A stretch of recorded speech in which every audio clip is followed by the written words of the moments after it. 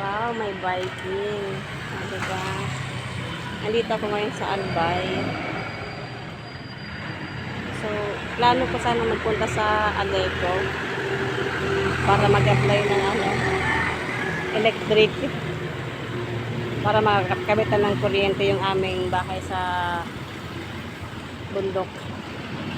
Kaya lang wala pa ng seminar. So, uwi na lang ako. Diba? Dito ako mag-aantay ng sasakyan ko papunta sa sa bahay namin sa Daraga. Nakita ko lang ang cute ng biking. Parang gusto kong sumakay. Ayan. Diba? Mag-aantay lang ako ng masasakyan ko na jeep. Bet ko sanang mamasyal. Kaya lang magluluto pa ako ng almusal. Ang aga ko pumunta.